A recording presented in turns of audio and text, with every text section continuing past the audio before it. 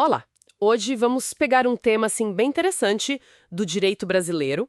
É uma situação jurídica um pouco complexa.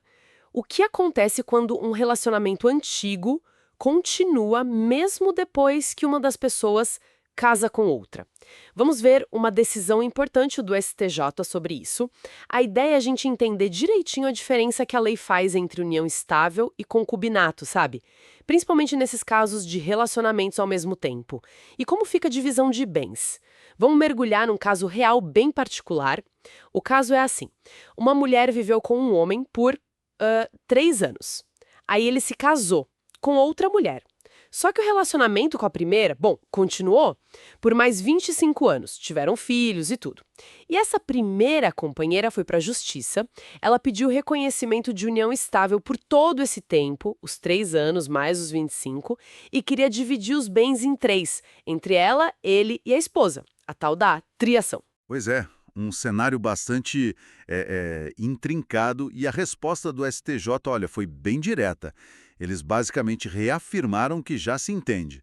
Não dá para reconhecer uma união estável ao mesmo tempo que um casamento válido. O nosso sistema jurídico, adota a monogamia como princípio para a família reconhecida pelo Estado. Então, essa ideia de triação, de dividir tudo por três, foi, assim, totalmente rejeitada. Entendi. Quer dizer, mesmo sendo um relacionamento longo, com filhos, o fato de existir um casamento ao mesmo tempo impediu o reconhecimento como união estável nesse período? Simultâneo, mas eles não ignoraram a relação toda, né? Como ficou a questão do tempo? Exato, não ignoraram. O que o STJ fez foi separar as coisas, temporalmente. Reconheceram a união estável só para o período antes do casamento dele. Aqueles 3 anos iniciais de convivência exclusiva. A partir do momento do casamento, essa relação que continuou, os tais 25 anos, passou a ser vista como concubinato, justamente por ser simultânea, né? Faz sentido. E essa diferença de nome, união estável para concubinato, muda alguma coisa na hora de dividir os bens? Imagino que sim. Muda sim, e bastante. Para o período da união estável, aqueles 3 anos lá no começo, que foram antes de uma lei específica, a 9.278 de 96, para dividir os bens comprados naquela época, a companheira precisaria provar que houve esforço comum dela para comprar esses bens. Isso está numa súmula do STF, a 380. Certo. Esforço comum. E a súmula é um resumo do entendimento do tribunal, né? Isso. E para o período do concubinato, aqueles 25 anos durante o casamento dele, que, pelo processo, todo mundo sabia que existia, inclusive a esposa. Aí a situação é vista como uma sociedade de fato. A divisão dos bens comprados nesses 25 anos também pode acontecer, mas também precisa provar o esforço comum da concubina. A mesma súmula 380 vale aqui, e tem um ponto-chave.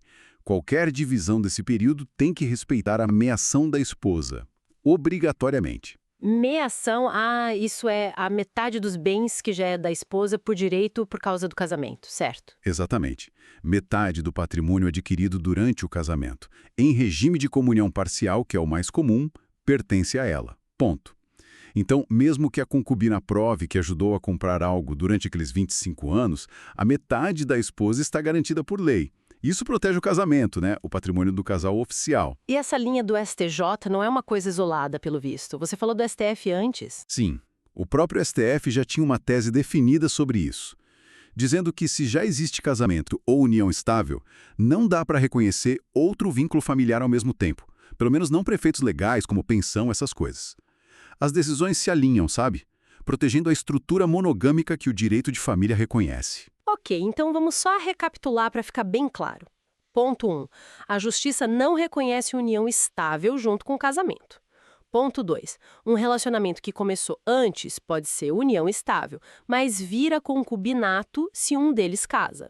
E ponto 3. Para dividir bens, seja na união estável antiga ou no concubinato, visto como sociedade de fato, tem que provar o esforço comum e o direito da esposa, a meação dela, está sempre protegido. É isso. Perfeito, exatamente isso. E esse caso mostra bem, o desafio que é para o direito lidar com a vida real, com a complexidade das relações e o dinheiro envolvido. A justiça tenta, equilibrar a proteção que a lei dá ao casamento, mas também reconhece que outras relações podem gerar patrimônio junto.